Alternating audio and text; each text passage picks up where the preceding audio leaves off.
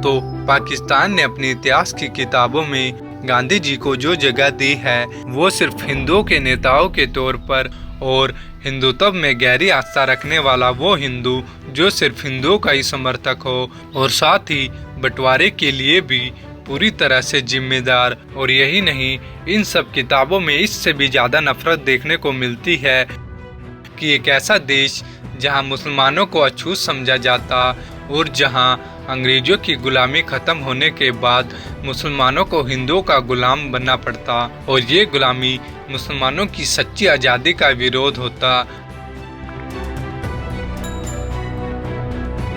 जी हाँ दोस्तों, ये सारी बातें पाकिस्तान के इतिहास की किताबों में पढ़ाई जाती है और आज के इस वीडियो में हम वो 5 कारण बताएंगे जिससे ये साबित हो जाएगा कि पाकिस्तान के इतिहास में गांधी जी को एक खलनायक के रूप में जगह दी गई है। तो आइए दोस्तों, वीडियो को शुरू करते हैं और जानते हैं वो 5 कारण। तो दोस्तों, पाकिस्तान दुनिया की इकलौती ऐसी जगह है जहां गांधी जी को संत नहीं माना जाता और यहां पर सबसे ऊंचे सरकारी महकमों से लेकर सभी छोटे बड़े पत्रकार तक सब गांधी जी को पाखंडी मानते हैं और एक ऐसा शख्स जो कि भारत की आज़ादी के बाद वहां रहने वाले मुसलमानों के ऊपर हिंदुओं का राज कायम करता। और दोस्तों, ये सब बातें वाशिंगटन पोस्ट में छपे एक लेख में भी इन सब बातों को लिखा गया है। दूसरा कारण, गांधी जी की हत्या पर जिन्ना का वो बयान जो स्पष्ट करता है कि गांधी जी के लिए उनके मन में कितनी नफरत भरी हुई थी। जी हाँ दोस्तों, अब हम आपको पाकिस्तान के कायदे आजम मोहम्मद अली जिन्ना के वो बयान के बारे में बताएंगे जो उन्होंने गांधी जी की हत्या के बाद दिया था। और उनके इस बयान को देखकर तो ऐसा लगा कि जैसे गांधी जी ने बस हिंदुओं की आज़ादी के लिए ही आंदोलन किए और बस हिंदुओं के लिए ही अपना हाड़ मास जलाया। लेकिन दोस्तों, इतिहास गवाह है और सच्चाई पूरी तरह से ये है, गांधी जी अपनी हत्या से ठीक पहले मुसलमानों की हिफाजत के लिए उन्होंने अपना अन्न-जल त्याग दिया था। और जब दोनों देशों की सरकारें आज़ादी का जश्न मना रही थी तब गांधी जी अकेले हिंदू और मुसलमानों के बीच हुए दंगों को रोकने के लिए कोलकाता में आमरण अनशन पर बैठे हुए थे। आइए अब जानते हैं मोहम्मद अली जिन्ना का वो बयान जो उन्होंने गांधी जी के मरने के बाद दिया था।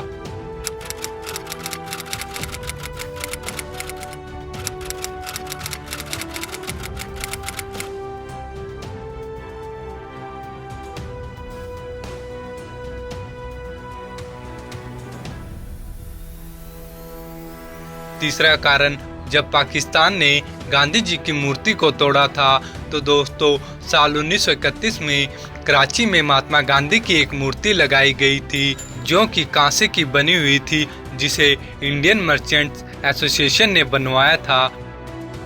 लेकिन दोस्तों, 14 अगस्त 1947 को पाकिस्तान जैसे ही एक आज़ाद मुल्क बना और वैसे ही 1950 तक आते आते गांधी जी की सभी मूर्तियां तोड़ दी गई और इन मूर्तियों को लेकर यहाँ पर काफी दंगा हुआ। और फिर बाद में सन 1981 में ये टूटी मूर्ति कराची में स्थित भारतीय एम्बेसी को सौंप दी गई और इस्लामाबाद में स्थित भारतीय एम्बेसी ने इस मूर्ति की फिर से मरम्मत कराई और इसे अपने परिसर में लगाया और तब से लेकर आज भी ये मूर्ति वहीं मौजूद है। चौथा, गांधी जी के नाम पर पूरे पाकिस्तान में एक ही बाग था और फिर बाद में उसका नाम भी बदल दिया।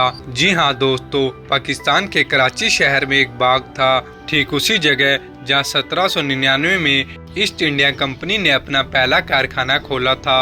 और सन 1934 के पहले ये बाग विक्टोरिया गार्डन के नाम से जाना जाता था।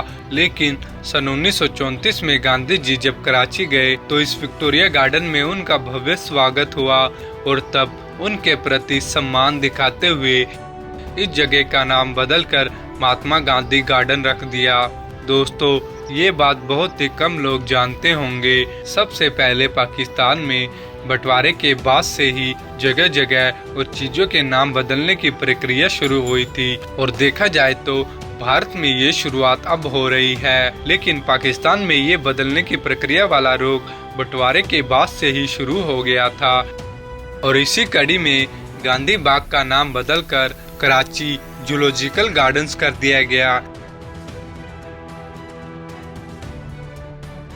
पांचवा कारण तो दोस्तों, साल 2010 में पाकिस्तान की राजधानी इस्लामाबाद में एक म्यूजियम खुला जिसका नाम नेशनल मॉन्यूमेंट म्यूजियम था। और इस म्यूजियम में जिन्ना और गांधी आमने सामने खड़े हैं और मूर्तियों को देखकर ऐसा लग रहा है मानो दोनों बहस कर रहे हो। और गांधी जी का जैसा चरित्र वहां पर दिखाया जाता है, उस हिसाब से शायद इस मूर्ति का संदेश हम समझ सकते हैं। दोस्तों, पक्का तो नहीं पता, लेकिन शायद इस उद्देश्य में जिन्ना की भूमिका मुख्य अभिनेता और गांधी जी की मौजूदगी किसी सहयोगी कलाकार की तरह रची गई है। छठा, गांधी को पाकिस्तान में बैन करना। तो दोस्तों, सर रिचर्ड एटनबरो की मशहूर ऑस्कर विजेता फिल्म गांधी को पाकिस्तान में बैन कर दिया गया था और उसे वहां रिलीज करने की भी इजाज़त नहीं दी गई थी। इससे साफ जाहिर होता है कि पाकिस्तान गांधी जी के प्रति क्या भाव रखता था।